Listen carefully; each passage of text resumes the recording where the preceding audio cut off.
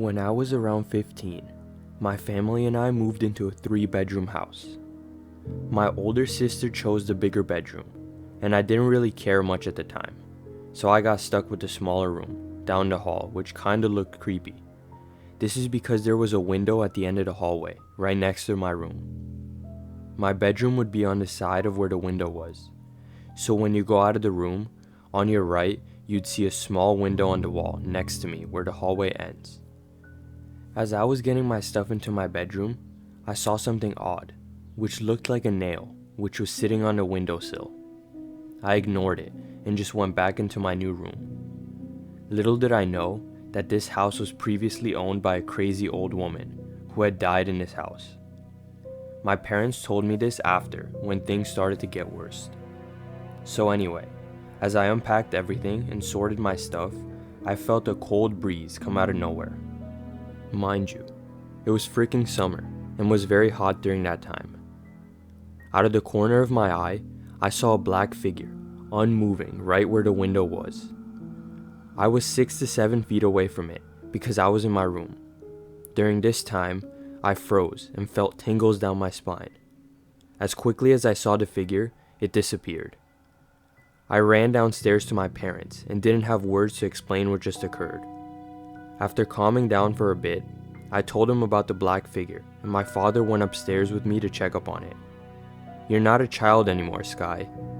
I felt hurt because he thought I was playing around with him. He then checked everywhere, my room and the window close by, but there was nothing. A few hours went by, and we were all eating dinner. My older sister was in a bad mood and was texting her friends at the table, which she always used to do.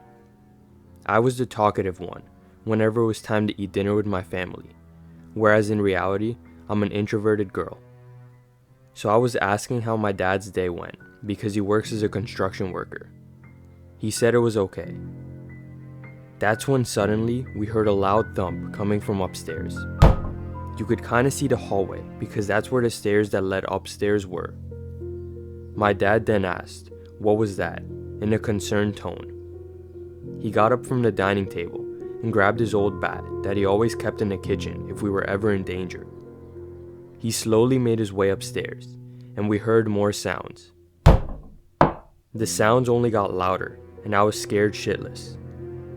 He then got up to the final step and went to stand in front of my room. He also looked to the side where the window was outside in the hallway. No one was there, but sounds came mostly from my room. He tried opening the door, but it was locked. How could that be? I never locked it, and there's no key to lock it or anything that makes it locked. It was an old doorknob. My dad began to push all his body against the door, and it finally opened so hard that he nearly fell over. I wanted to see what the commotion was about, and I ran upstairs to see if he was okay. My dad told me he was fine, and the door was only stuck. As he was talking to me in my room, I just felt like looking into that window, and what I saw was dreadful. The dark figure was standing there again, outside, looking directly through the window. I screamed so loud that the neighbors could hear it. My dad rushed to me and didn't see anything. I told him something was there, but he just couldn't see it, and then the figure vanished. No one believes me to this day, but I'm glad we finally and eventually moved out of that creepy house.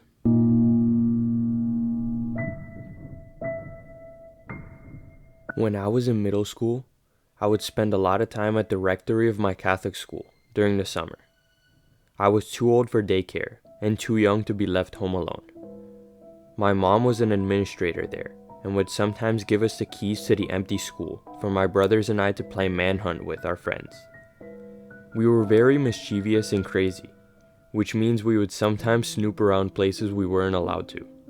Specifically the 4th floor, which you need a key to access from the elevator or emergency exit. It used to be a convent back, when they had nuns living and teaching there. A long dark corridor lined with rooms that used to be where they sleep. In the middle was a chapel, where the priest would hold mass for them. The main church for the public was downstairs, attached to the building. This chapel was not in use at the time, but over the years the school would occasionally hold art and music lessons there. It's the only reason I was familiar with it. So anyway, our little gang had a lot of rooms and things to explore on this floor. There was one room with a drum kit, the chapel, another empty room with a random bed that visiting priests would sometimes stay in if there wasn't space at the rectory, and a room full of holiday decorations. I was the youngest of the group, maybe 11 or so, and was kind of the odd one out. My brother and his friends liked to find cool old shit to steal that no one cared about.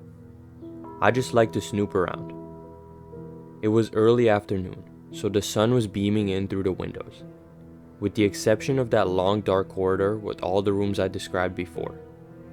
I was looking for my brother when I was about to turn a corner to that corridor, and this tall, brolic white priest comes walking up to me. He looked super stressed out.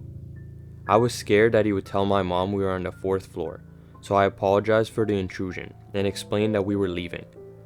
I had no idea what the priest was visiting. My mom would normally have mentioned something like this, nevertheless give us the keys if someone was staying there. He shook his head and let out a big sigh, then asked me, "Where are the albs?" in a very exasperated tone. I said that I didn't know what those are, and apologized, but he kept asking over and over.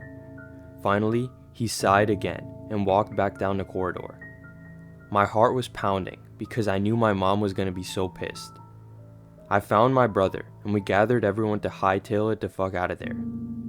My brother asked me where the guy went, and it was then I realized I didn't hear any doors open or close. Not only that, but I didn't hear any footsteps either.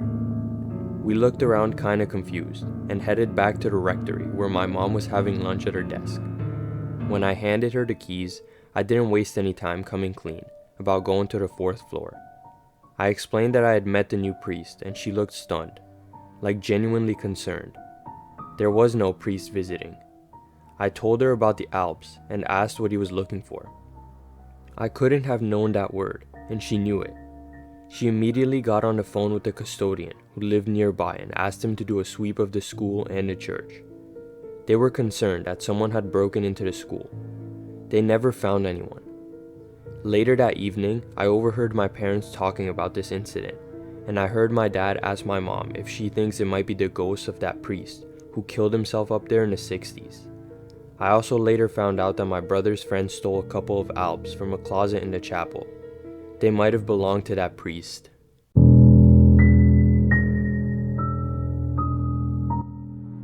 Before we get into the story, I'll give a little background information of where we were during this particular event.